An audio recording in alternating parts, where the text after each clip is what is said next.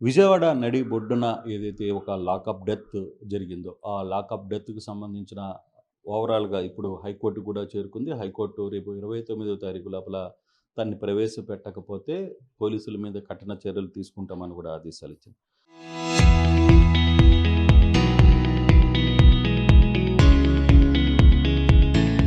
అయితే బిడ్డను పోగొట్టుకున్న తల్లిదండ్రులు, వాళ్ళ తల్లికి, తర్వాత వాళ్ళ కుటుంబ సభ్యులు ప్రస్తుతం ఆర్టీవీ ప్రత్యేకంగా మాట్లాడే ప్రయత్నం చేస్తుంది. మనం చూడొచ్చు వాళ్ళందరూ చాలా విషాదంతో ఉన్నారు. కనీసం చనిపోయిన బిడ్డ తాలూకు ఆనవాలు అయినా సరే మాకివ్వండి, మేము దహన సంస్కారాలు చేసుకుంటామని చెప్పి మాట్లాడుతున్న పరిస్థితి మనం ప్రస్తుతం వాళ్ళ తల్లి ఇక్కడే ఉన్నారు. తర్వాత వాళ్ళ మేనమామలు అందరూ కూడా ఇక్కడే చేరుకున్న పరిస్థితి అయితే ఉంది. వాళ్ళ కుటుంబ సభ్యులతో మాట్లాడే ప్రయత్నం అయితే మనం చేద్దాం.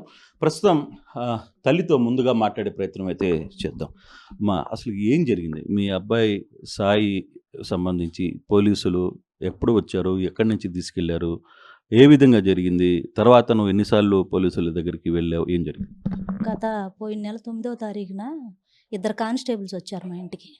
వచ్చి, "అమ్మ నిన్ను మన కృష్ణలంక సీఏ గారు నాగరాజు గారు రమ్మన్నారు.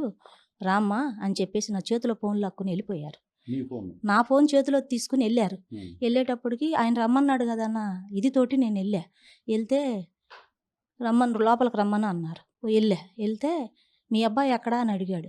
"మీ అబ్బాయి ఎక్కడ? మా అబ్బాయి ఇక్కడ ఉండలేదు కదయ్యా, చానాళ్ళు అయింది వెళ్ళిపోయి" అంటే ఆ మాటకి ఏమన్నాడు, "వాడిని నేను ఆడి కోసం దండ రెడీ చేసి పెట్టుకో" అన్నాడు. "అయ్యా అలా అనమాకయ్యా, ఎన్నో కష్టాలు పడి నేను పెంచుకొచ్చాను, అలా అనమాకయ్యా, నాకు ఒక్క కొడుకు, చాలా కష్టాలు పడ్డా, నేను నిజంగానే కష్టాలు పడ్డానయ్యా, అలా అనమాక" అన్నాక "పో బయట కూర్చో" అన్నాడు నన్ను.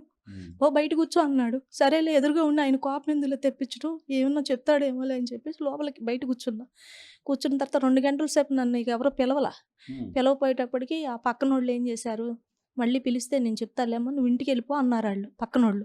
అనేటప్పటికి నాకు నీరసంగా ఉంది, అసలు ఒంట్లో పిల్లోడి కోసం వెతుక్కుంటున్నా నేను. నీరసంగా ఉండి ఇంటికి వచ్చిన తర్వాత మళ్ళీ అంటే ఇంక కాసేపటికన్నా బయట పడతాడేమోనని చెప్పి, అప్పటికే కుర్రోళ్ళు అందరూ "మీ అబ్బాయిని కొట్టేశాడు, అది ఇది, మీ అబ్బాయిని తీసుకొచ్చారు, 9వ తారీఖు నైటే తీసుకొచ్చేసారు వీళ్ళు, నా దగ్గర ఫోన్ లాక్కున్నారు, నన్ను నానా మాటలు మాట్లాడాడు, నానా బూతులు తిట్టాడు."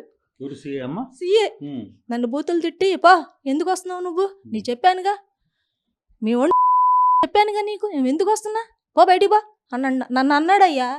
అనేటప్పటికి ఎందుకు వచ్చిన గోళ్ళు అని చెప్పేసి నేను యువతలు వచ్చి నుంచుని కాసేపు కూర్చుని నేను యువతలకు మళ్ళీ ఇంటికి వెళ్ళి మళ్ళీ వచ్చేసాను. నాకు ఇంటికి వెళ్ళినా కూడా అన్నం తినబుద్ధి కావట్లా, ఎర్రటి ఎండ, దిక్కులేని దానిలాగా తిరిగి, "అయ్యా అలా మాట్లాడమాక అయ్యా, ఒక్కసారి చూపించండి అయ్యా" అని అంటే ఎవ్వరు సమాధానం చెప్పట్లా. స్టాఫ్ అంతా చూస్తున్నారు నా ఇంకా. "అయ్యా నువ్వు ఎప్పటి నుంచో తెలుసు అయ్యా, మీరన్నా చూపించండి అయ్యా" అని అంటే ఎవరికో కట్టు కట్టి ఆ చివరి గదిలో పడేసేటప్పుడు నా ప్రాణం అక్క, ఇదంతా జనం ఉన్నారు. వెళ్ళిపోయి అవతల వాళ్ళ పోలీసు వాళ్ళని, "అబ్బాయి మా అబ్బాయి లాగా ఉన్నాడు, అబ్బాయి మా అబ్బాయేనా" అనేటప్పటికి "మీ అబ్బాయి కాదులే, నువ్వు వెళ్ళిపో, మీ అబ్బాయి ఇక్కడ లేడు, వెళ్ళిపో" అని అన్నాడు. ఏడ్చుకుంటా అట్లా నేను 15 రోజులు తిరిగా. "పోనీ నా ఫోన్ అన్న ఇవ్వండి అయ్యా, నా కొడుకు ఎక్కడ ఉండడు, నేను చేసుకుంటానన్నా" అంటే "ఫోన్ లేదు, ఏమీ లేదు" అన్నాడు. మళ్ళీ వెళ్ళిన తర్వాత "ఫోన్ అంటే ఇవ్వండి" అన్నాడు. "ఫోన్ ఇచ్చి పంపించండి" అన్నాడు. వేరే వాడికి చెప్పాడు, మురళీకృష్ణ అని ఒక కానిస్టేబుల్ ఉన్నాడు, ఆ కానిస్టేబుల్కి చెప్పాడు, "ఆ ఫోన్లో ఏమున్నా సరే డిలీట్ చేసి ఇచ్చే" అన్నాడు. ఆయనే అన్నాడు. అనేటప్పటికి ఏదో ఒకటిలే, నా పిల్లోడు ఎక్కడి నుంచి అన్నా చేస్తాడులే అని నాకు తెలవక తీసుకొచ్చా. ఫోన్ తీసుకొచ్చిన తర్వాత రోజు తిరుగుతానే ఉండా. తిరిగి మళ్ళీ వెళ్తున్నా, సాయంత్రం పూట, పొద్దున పూట. ఒక్కోసారి అయితే ఒక అట్టు తిని అక్కడే కూర్చుంటాను, ఆ చిన్న హోటల్లో అట్టు తిని అక్కడే కూర్చున్నా. వస్తున్నారు వెళ్తున్నారే కానీ ఎవరు సమాధానం చెప్పలా. నా కొడుకును కొట్టినోళ్ళు 6 7 ఉన్నారు అందులో.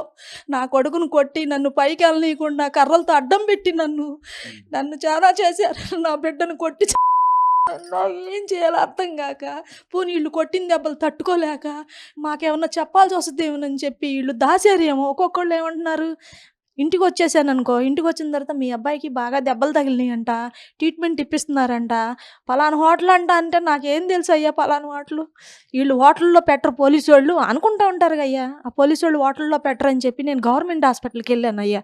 2 రోజులు తిరిగా, చీకటితో 6ంటికి వెళ్ళిపోయి మధ్యాహ్నం దాకా తిరిగేదాన్ని.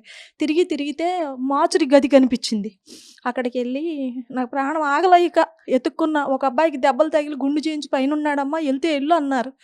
అలా అవదు. నా పిల్లోడిని ఏదో చేశారనే ఉద్దేశంతో నేను మార్చురీకి వెళ్ళి ఆయన్ని ఫోటో చూపించి అడిగా, "అయ్యా ఇది పరిస్థితి.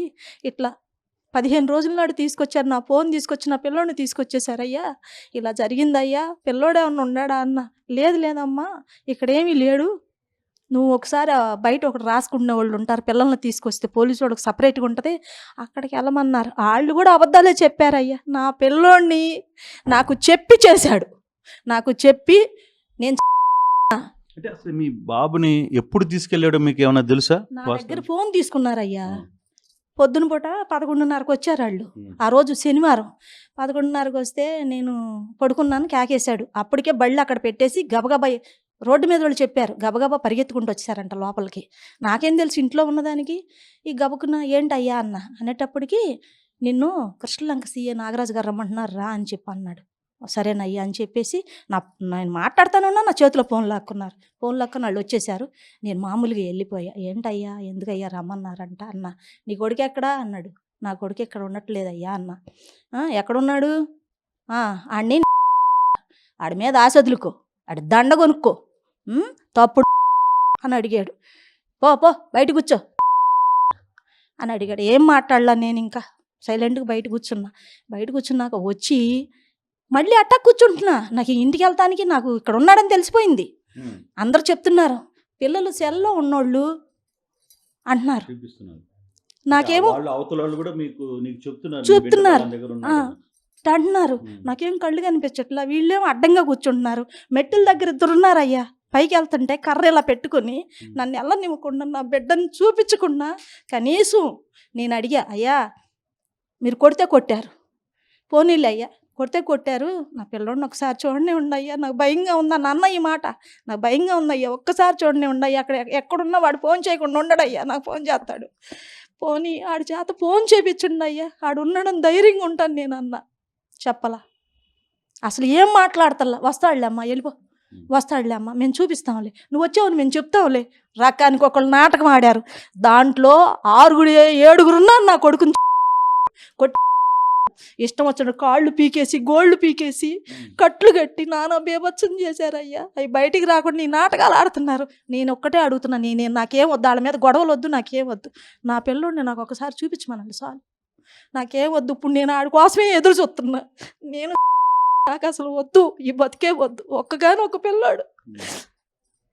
కాదమ్మా, ఇప్పుడు ఈ సంఘటన జరిగిన తర్వాత మీరు పెద్ద పోలీసు అధికారులకు లేకపోతే ఉన్నత స్థాయి అధికారులు, అంటే నాగరాజుకి మీ అబ్బాయికి, సిఐ నాగరాజుకి మీ అబ్బాయికి ఏమైనా పాత కక్షలు ఏమైనా ఉన్నాయా? ఏమీ లేవు సార్. ఆడేమో అంత టోడు కాదు, చిన్న పిల్లోడు ఆడు. అయినా ఆయన సంగతి అందరికీ తెలుసు కయ్యా. కృష్ణలంక అందరినీ పిల్లలందరినీ తీసుకెళ్తాం, కాళ్ళు పగల కొడతాం, లేని కేసుల మీద వేయటం, ఒప్పి చూడటం, లేకపోతే ఆడు ఇంకేదన్నా చెప్పాడు అనుకో, "బాబు నేను చేయలేదు", ఆ తెల్లారైనా ఆడి మీద కక్ష తెచ్చుకుంటాడు. అదే విధిగా కృష్ణలంక కట్టంతా ఆడ సంగతి తెలుసు, అతని సంగతి తెలుసు. కాకపోతే ఎవరు ముందుకు రావట్లా చెప్పడానికి. కానీ నాకు మాత్రం బాగా అన్యాయం చేశాడు. నాకు బాగా నేనేమి, నాకు అసలు ఏం వద్దు, వీళ్ళ వ్యవహారంలో నాకు రాజీ అనేదే వద్దు. నా కొడుకుని ఎట్టా ఉన్నా నాకు ఇమ్మన్నా. నేను అన్న, "అయ్యా కొడితే కొట్టారు, నేను బాగు చేయించుకుంటాను అయ్యా" అన్న. అప్పుడన్నా కనికరం కలగాలి. అందరూ అలాగే చూస్తున్నారు. ఎందుకు తీసుకొచ్చారో, ఎందుకు ఈ పని చేశారో నాకు చెప్పాడయ్యా. 2-3 సార్లు చెప్పాడు. నీ కొడుకు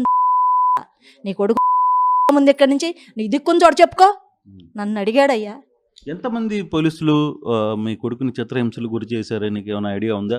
వాళ్ళ పేర్లు కానీ అట్లాంటి ఇప్పుడు ఎట్లాగో చెప్పాలి, మీరు వచ్చారు కాబట్టి. ఒక అతను కారు డ్రైవర్, సిఏ గారు జీబు డ్రైవర్, మనకు అతని పేరైతే తెలవదు. అతను సిఏ గారు. ఇంకొకడు మురళీకృష్ణ, అశోక్, మళ్ళీ బాబురావు, ఒకడు శివరామకృష్ణ. వీళ్ళే సార్ నేను చూసిన వరకు. నేను శివరామకృష్ణ దగ్గరికి కూడా వెళ్ళా, "అయ్యా నీకు ఆ పిల్లోడు ఎప్పటి నుంచి తెలుసు కదా అయ్యా, నాన్న మేము ఎలాంటి వాళ్ళమో తెలుసుగా, ఒక్కసారి పోని పైన ఉన్నాడేమో, నువ్వన్నా చెప్పు మీ అమ్మ వచ్చిందని" అన్న. "ఒక్కసారి మా అమ్మకు ఫోన్ చేసుకుంటాను అన్న, ఒక్కసారి మా అమ్మని చూపించండి" అన్న అడిగాడట. మా అమ్మని చూపించింది అన్నా కొడి